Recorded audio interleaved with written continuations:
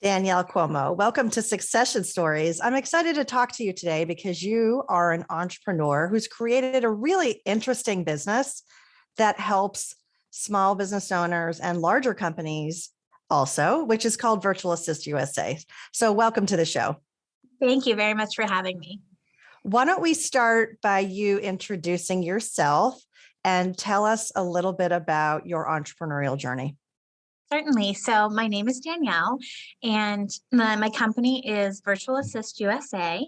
I started this company 13 years ago. It was right at the time of the recession. And so, probably in most people's minds, not the best time to start a business, but things ultimately worked out. What we do is provide services to mostly small businesses that need support, but they don't have a need for a full time person in office. So they might need admin support, they might need marketing or social media, maybe bookkeeping. So they have this need, but they don't have a need for someone 40 hours a week. They don't want to make that commitment. So we provide on demand services. So it's as much or as little as they need. It can change week to week or even day to day. And so there's some flexibility there for them. And so when I started this in 2008, not a lot of people had heard of virtual assistants. It was sort of a foreign concept, but in the past 5 years or so, it's become more popular. It's definitely something that is more widely known. And even larger businesses are using virtual assistants in different ways now as well. So it's been exciting to see the growth in the industry. What made you take the leap and talk about your background? Do you come from an entrepreneurial family? Did you always want to be an entrepreneur? Was it just a factor of the times?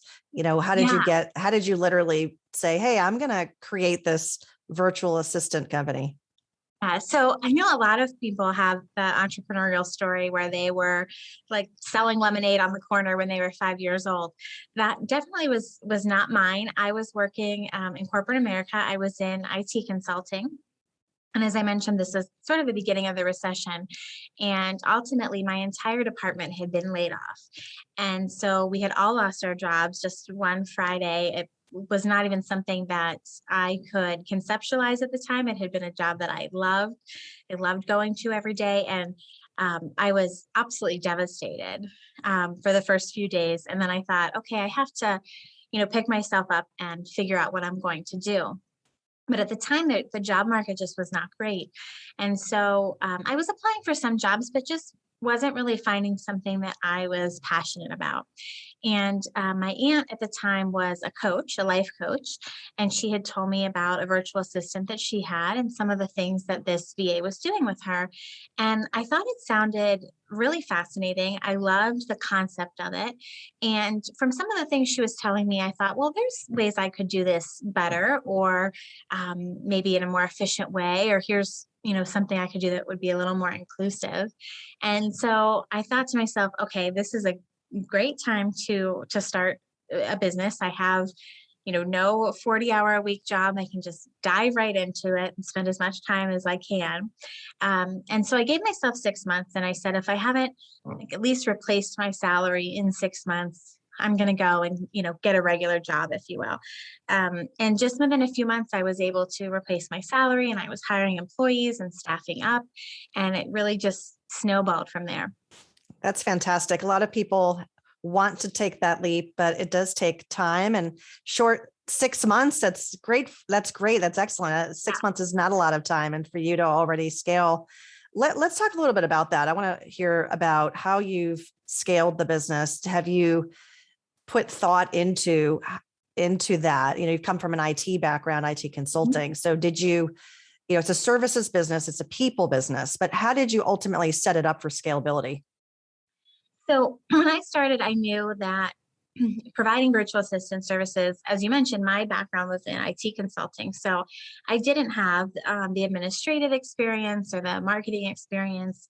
And so my idea was to hire people that were a lot smarter than I was, that were really skilled in these areas, and that could, put forth the best product, which would basically be like our service to our clients. And so I was able to hire a few people right away. Since then, in the past 13 years, now we have a team of 64 virtual assistants. Everyone is a full-time employee here. And so, and we're continually growing. We've grown year over year, as virtual assistants has been something that is more commonplace, that is more popular for small business owners to be engaging in. And even with the year that COVID happened in 2020, which I know was very difficult for a lot of businesses, we still continued to grow, and we were able to keep moving forward. So we've been just growing year over year ever since we started. And I noticed that you are an EY Entrepreneur of the Year award winner, which is really a nice achievement. So congratulations to Thank you you. for that. And whatever statistics you're able to share about your growth might be interesting just to know. You obviously started at zero. Can you share Yeah. roughly what revenue you're at, or a range of revenue? Yeah. So when I started, I also just bootstrapped the company. I didn't have a lot of upfront expenses other than a few $100s for some software, getting the LLC set up, that sort of thing. But I just continued to bootstrap in those first few months. And after about, I guess it was 3 years, we hit 6 figures. And then a few years ago, we hit 7 figures, which has been terrific. It's something that I had not anticipated when I had started. And so this year we'll probably do about 4.5 million, which is, like, again, something that I did not anticipate when we first started. That's incredible. Great success to you. And let's talk about the benefit to the clients, because that's, I think, where someone listening might learn from this conversation and think, oh, well, how might a virtual assistant help me in my business? And in your introduction, you talked about larger companies too. And yeah, let's talk about the great Mhm. looking for different types of work. So it makes sense that in your line of business, people who are virtual assistants get a lot of flexibility in that work. And then Mhm. likewise for the clients, if they don't want to have a full-time employee on staff, then your team can provide that service, the skill set. So there's something happening in our environment with the gig economy and just people Yes. looking for flexibility. Talk about it from the client side. What are you hearing? Yeah. So even the client side, especially with more and more companies and entrepreneurs starting businesses that operate remotely, so many more companies now operate out of home offices. And so in a lot of cases, someone doesn't want to have an employee, coming into their home office with them. With the adoption of so much technology now, you no longer need to sit next to someone in the office to be able to communicate with them. There's apps that we use, like Slack, for example, where it's real-time communication. It really replaces, just like you would with someone in the office. And so also clients might not want to hire someone, for the space reasons, for example. Also just the compliance and the legalities of hiring someone. They don't want to deal with different regulations, benefits, insurance, workers' compensation, that sort of thing. A lot of clients just would rather someone else deal with that. So we take care of all that for our clients. And then another thing is where clients are just not sure of how much time they have to offer someone. So they might not be able to or want to hire someone that's even part-time because they can't commit to part-time hours. They can't commit to 20 hours a week. And they don't want to be on the hook for paying someone for hours when they don't have any work to do. And they also don't want to stress themselves out trying to make work for someone if they don't have anything for, a week or two. And so there's that flexibility in there as well. And I like to say that we're an on-demand service for our clients. So they, as much or as little as they need. A lot of clients will use us as a long-term solution. So they've used their VA for years and years, and they intend to continue to do that. And then some clients will use us more for like a short-term gap assistance. So maybe someone is out on maternity or paternity leave. Perhaps they are launching a big project and they need some additional support. Perhaps they themselves want to take a sabbatical and they want to outsource a little bit more so their business can keep running in the background. So there's lots of different situations where a VA can come in handy. I totally agree. And I think it's a great option for people to explore, especially for small teams that are looking for specific skill sets and some of those that you mentioned. So that's great. That's really helpful. I noticed in your bio that you are also an author. Did you write a book? I did. I wrote one book and then I co-authored another book, both about 10 years ago or so.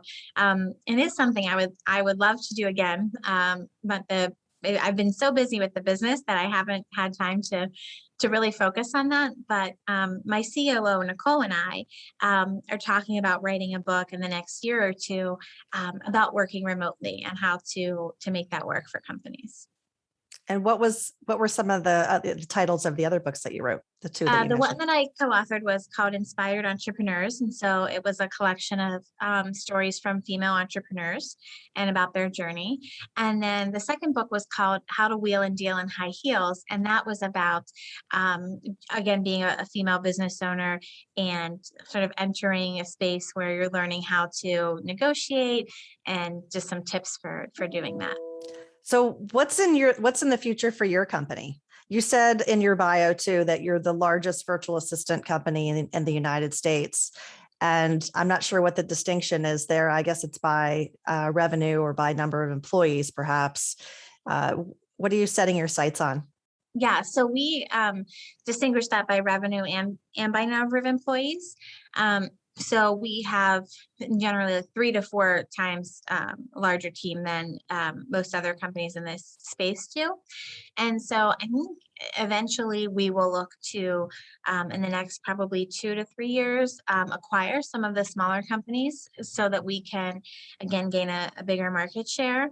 And I just also see that there's going to be a focus. I see sort of two focuses. One is that I think post COVID, a lot of individuals are going to want to take their success into their own hands, their future into their own hands, and start a business.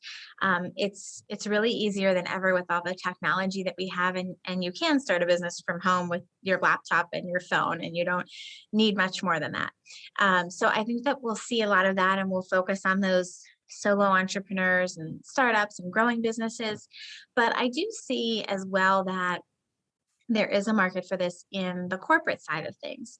So we have a few clients that are larger corporations where they'll do beta tests with us, where they'll see if they can outsource an entire department to us. So for example, we have a client that is a large law firm over a few states, and they have hired us to do their paralegal work. So we have a few paralegals on staff that are doing their paralegal work, so they no longer have their paralegals in office. It's a little more cost effective for them and less compliance and red tape sort of on their side. So I think that we'll see a lot of that too, where corporations will be looking at this alternative model. Really interesting. The concept about the beta testing. And so is it a push or pull system? In this case, you mentioned paralegals, if you didn't have paralegals on staff and a client wanted that service from you, would you go out and hire, or do you only take on clients where you already have the skills in-house? In our case, we would only take on clients where we already have the skills in-house, because our new VAs have to go through a training program and a probationary period with us. And so we also like to be able to, if a client wants a virtual assistant, we like to be able to get them assigned to a VA in a day or two. It's designed to be a really quick ramp up process for them. Quite frankly, if they wanted to take weeks or months to hire, they would be hiring someone in-house. So they generally want someone, right away. So it's not something where the sort of staffing agency model where we will go and get the requirements from a client and then go out and find someone. We're just using folks that are already here, on the bench, so to speak. Gotcha.